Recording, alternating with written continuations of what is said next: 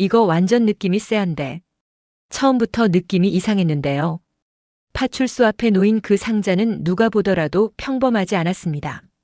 김병남이 조심스레 상자에 손을 얹었을 때 그는 형님 이거 그냥 장난 같진 않은데요 라고 중얼거렸습니다. 멀지 않은 곳에서 최강은 이미 주변을 2번이나 확인하고 있었습니다. 최근 며칠 사이 동네 주변에서 낯선 얼굴들이 포착되면서 그는 뭔가 더 큰 일이 오기 직전이라고 느끼고 있었죠. 박정환과 김수길도 합류하면서 분위기는 빠르게 긴장감으로 차올랐습니다. 수길은 민서가 이 길로 학교 가는데 이 타이밍에 이걸 두고 갔다고 라며 얼굴이 굳어졌죠.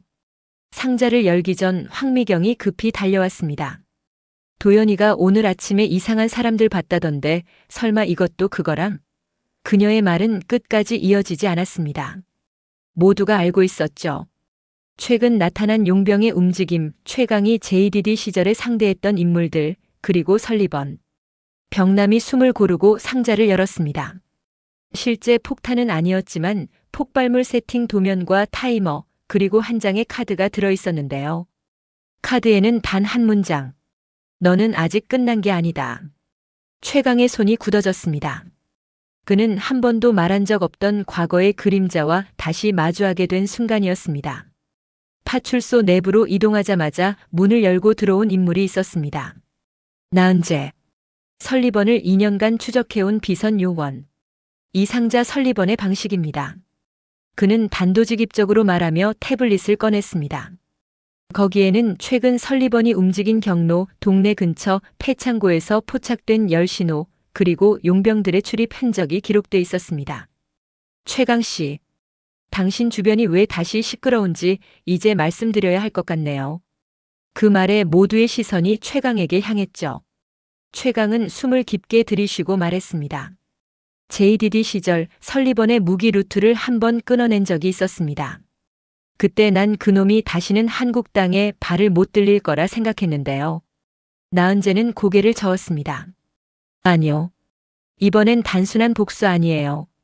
설리번은 한국에서 새로운 거래를 준비하고 있습니다. 그리고 그 거래를 막을 수 있는 사람이 당신이었죠. 수길은 씁쓸하게 웃었습니다. 결국 우리 동네가 끼어버린 거네. 박정환은 태연히 팔짱을 끼고 말했지만 눈빛은 날카로웠습니다. 그래도 설리번이 직접 움직였다는 건 뭔가 급하다는 뜻이죠.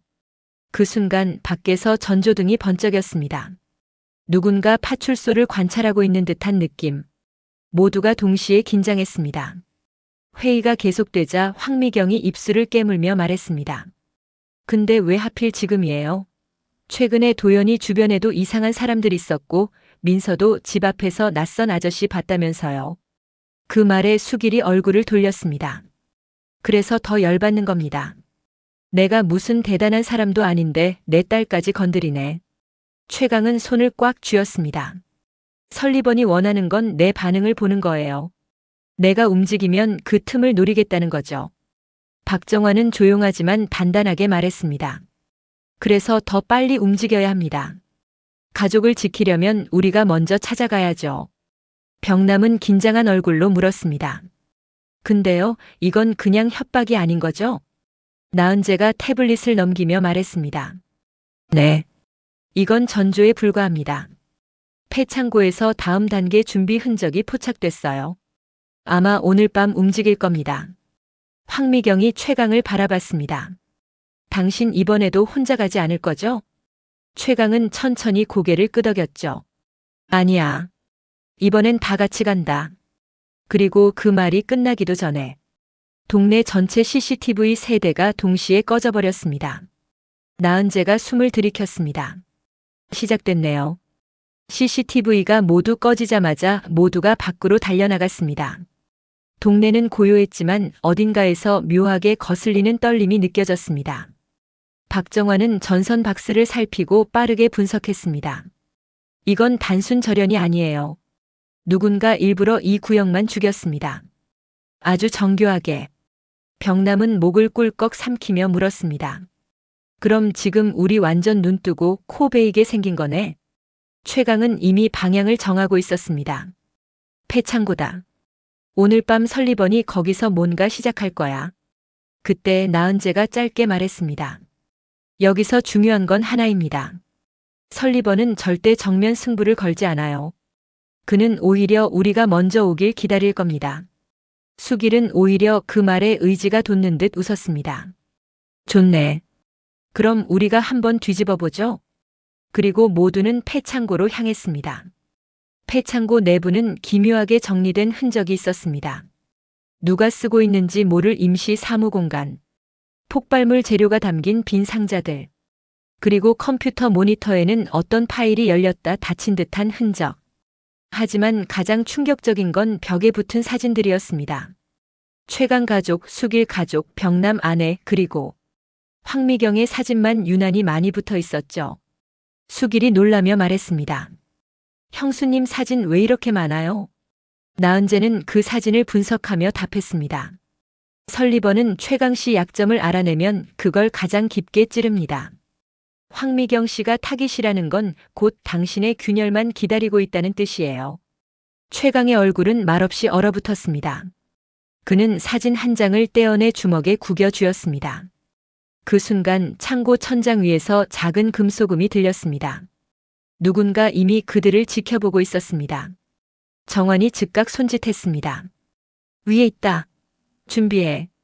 그 말과 동시에 천장 위에서 용병 둘이 뛰어내렸습니다.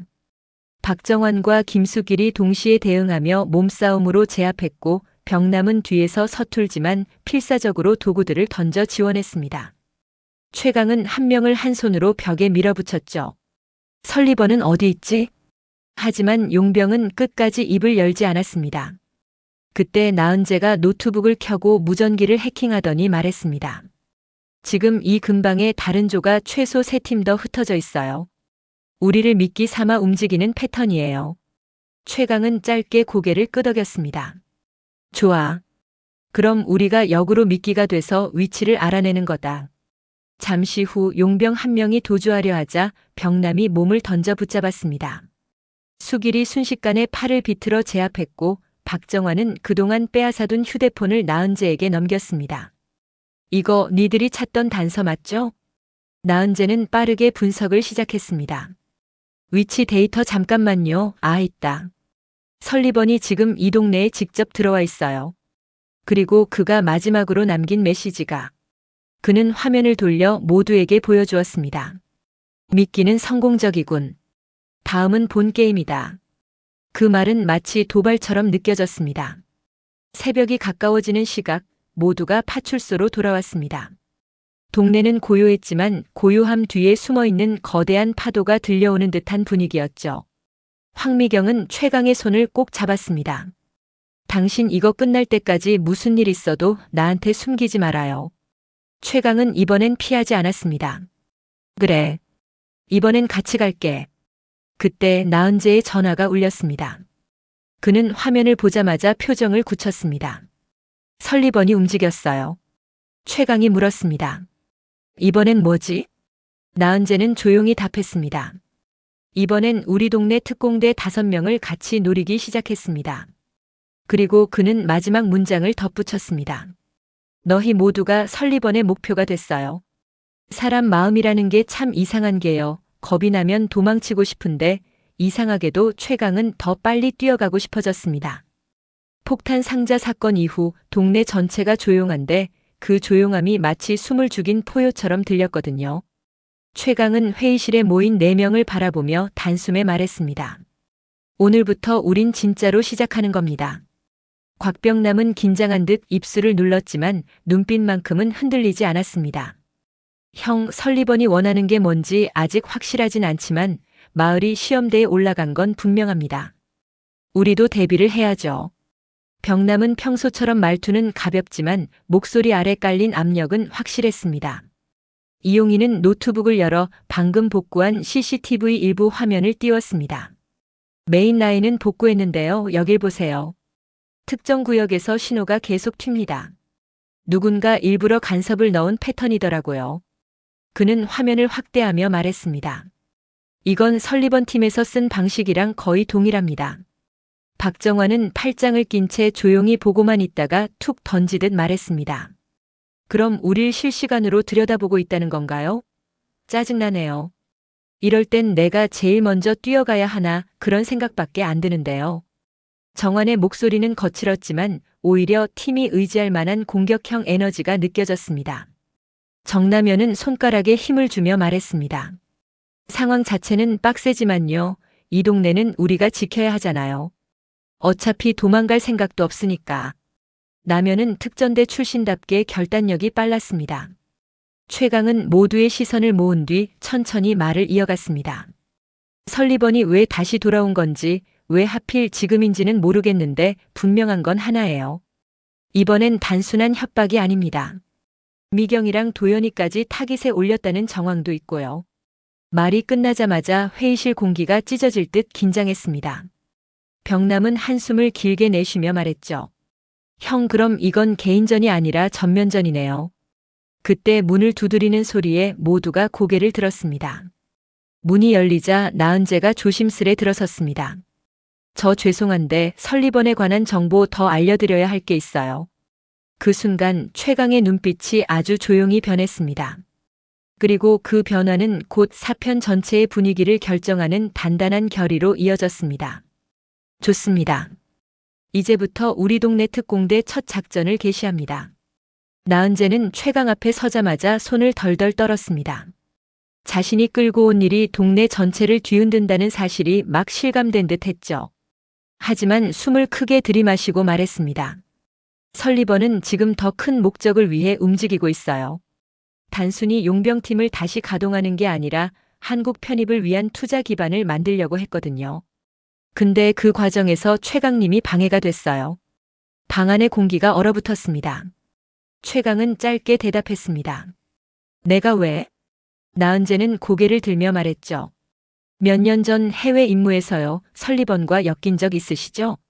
그때 최강님 때문에 설리번의 어떤 계획이 무산됐다고 하더라고요. 정확히 뭐였는지는 저도 못 들었어요. 근데 그 사람은 자기 계획을 망가뜨린 사람을 절대 그냥 두지 않는다고 유명하거든요. 정환은 책상을 툭 치며 나섰습니다. 그러니까 지금 마을이랑 형 가족을 건드리는 이유가 그거라고요? 하나의 복수 때문에 동네 전체가 휘말린 거라고요? 미친놈이네. 이용희는 화면을 보며 중얼거렸습니다. 그래서 신호 교란 패턴이 이렇게 복잡했구나. 우릴 뒤흔들면서 동시에 누군가를 유인하려는 의도가 있었던 거네요. 남현이 나은재에게 물었습니다. 그럼 지금 우리한테 필요한 건 뭐예요? 설리번이 다음에 뭘 할지 예측 가능한 정보는 없나요? 은재는 침을 삼키며 말했죠. 한 가지 있어요. 설리번은 항상 시작은 작게, 끝은 크게라는 원칙을 사용해요. 첫 공격은 단순한 교란 즉 폭탄 상자 같은 미끼. 하지만 두 번째는 반드시 실질적인 피해를 주는 방식으로 커집니다. 그녀는 종이를 꺼내 탁자 위에 올렸습니다. 그리고 이게 설리번 팀의 작전 루틴이에요. 두 번째 공격 타깃은 언제나 인원 집중 구역. 마을이라면 행사장, 마트, 학교, 회관 같은 곳이겠죠. 모두의 시선이 동시에 최강을 향했습니다.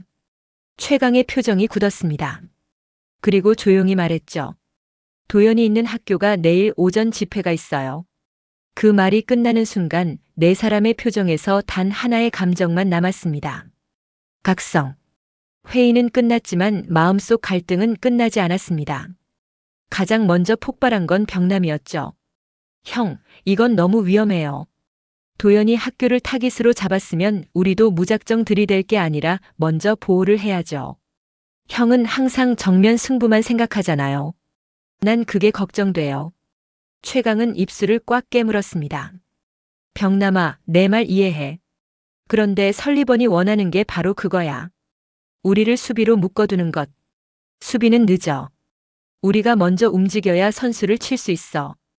병남은 고개를 흔들며 큰 소리로 말했습니다. 형 가족이라고 해서 더 위험하게 가면 안 된다니까요.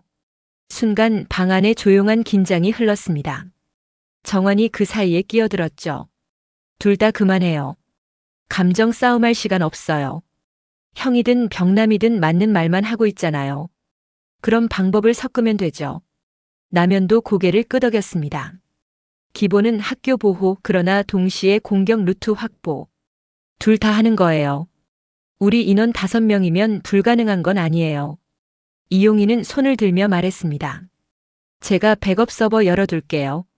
학교 주변 드론 감시도 제가 맡을게요. 그러면 위험 신호 들어오는 즉시 알 수 있어요.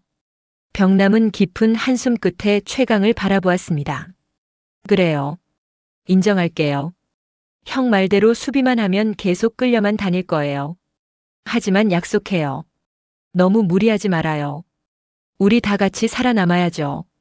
최강은 그제야 미소를 아주 조금 지었습니다. 그래. 이번엔 우리 다 같이 간다. 이 순간 우리 동네 특공대는 진짜 팀이 되기 시작했습니다. 본격적인 작전은 밤이 깊어졌을 무렵 시작됐습니다. 박정환과 정남현이 먼저 마을 외곽을 정찰하러 나갔습니다. 정환은 어둠 속에서도 유난히 민첩했고 감각이 예민했습니다. 이상하게 조용한데요. 냄새가 안 좋아요. 누가 숨어 있어요. 남현이 낮게 중얼거렸습니다. 이쪽 산길로 접근했을 가능성이 커. 설리번 애들은 이런 루트 좋아하잖아. 정환이 문득 손을 들어 신호를 보냈습니다. 둘은 동시에 몸을 낮췄습니다. 그리고 그 순간 검은 그림자 3명이 나뭇가지를 밟는 소리를 냈습니다. 정찰조였습니다. 설리번의 용병들. 정환은 생각보다 빠르게 뛰어올라 첫 번째 용병을 그대로 쓰러뜨렸습니다. 그의 움직임은 마치 몸이 먼저 알고 움직이는 느낌이었죠. 둘이 더 있어요. 남현은 재빠르게 허리춤에서 장비를 꺼내 연막을 터뜨렸습니다. 그리고 낮게 외쳤죠. 정환아, 오른쪽. 정환은 기가 막히게 반응해 두 번째 용병의 공격을 피하고 그대로 팔꿈치로 상대의 턱을 가격했습니다. 남현도 마지막 1명과 몸싸움에 들어가 최소한의 동작으로 제압했습니다. 짧았지만 강렬한 교전이었습니다. 그리고 둘은 그 자리에서 중요한 걸 확인했습니다. 용병들의 이어피스에는 이런 문구가 들렸죠. 1차 위치 확보. 다음 루트로 이동한다. 정환이 이를 꽉 물었습니다. 다음 루트? 이미 두 번째 팀이 움직였다는 뜻이잖아요. 남현은 코트 속 무전기를 꺼내 말했죠. 여기는 남현. 정찰조 제압 완료. 하지만 본대는 이미 움직였어. 학교 쪽이거나 아니면 회관이야. 무전기 너머 최강의 목소리가 들렸습니다. 다급하고 단단한 목소리였습니다. 좋다. 바로 본대 추적 들어간다. 위치 좌표 보내. 이용희는 CCTV 시스템을 복구하며 이상한 사실 하나를 발견했습니다. 누군가 실시간으로 마을 전체를 모니터링하고 있다는 흔적. 그건 단순한 해킹이 아니라 통신 중계 장비가 설치되었다는 증거였습니다. 형, 큰일 났어요. 설리번 팀이 마을 안에 통신 중계기를 심었어요. 이건 우리 움직임을 실시간으로 보고 있다는 뜻이에요. 병남이 표정을 굳혔습니다. 그럼 정환이랑 남현이 싸운 것도 전부 보고 있었겠네. 최강은 조용히 눈을 감았습니다. 마치 퍼즐 조각이 하나씩 맞춰지는 느낌이었죠. 설리번이 원하는 건 단순히 공격이 아니야. 우리를 겁주면서 정보를 모으는 거야. 우리 대응 방식을 분석하고 있다는 거지.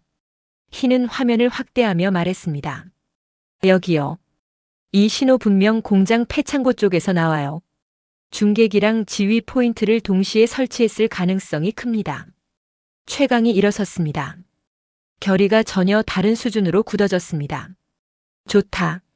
목표 변경. 병남이 놀란 듯 물었습니다. 형 설마. 폐창고로 간다. 설리번의 눈부터 부숴버리자. 폐창고는 어둡고 오래된 건물이었지만 안쪽은 달랐습니다. 설리번 팀이 설치해둔 통신 장비가 곳곳에 깔려 있었고 특공대가 들어오자마자 자동 센서가 붉게 점등되었습니다. 병남이 소리쳤죠. 조심해요. 안에 최소 5명 있어요. 이용희는 노트북을 들고 현장에서 무선 해킹을 시도했습니다. 형들 40초만 벌어주세요. 중계기 역추적 걸게요. 정환은 미소를 지었습니다. 저런 건 제가 제일 잘하죠. 그는 몸을 날려 첫 번째 용병을 제압했고 남현은 후방에서 커버를 서며 남은 2명을 교란했습니다. 병남은 전선과 장비를 즉시 파악해 여기 함정 회로 있어. 라고 외쳤고 최강은 그 사이 문 안쪽으로 진입하며 지휘자처럼 모든 상황을 통합해 움직였습니다. 정환, 오른쪽 벽 쪽 한 명 더. 나면 벽남 뒤 커버. 희야, 데이터만 확보하면 바로 빠져. 그 목소리는 JDD 시절 수백 번의 작전을 이끌던 그 최강의 목소리였습니다. 용병들을 순식간에 제압하자 이용희가 외쳤죠. 형, 잡았다. 설리번의 메인 지휘 위치 좌표 나왔어요. 모두의 시선이 동시에 최강에게 향했습니다. 그리고 최강은 딱 한마디로 대답했습니다. 잡으러 간다.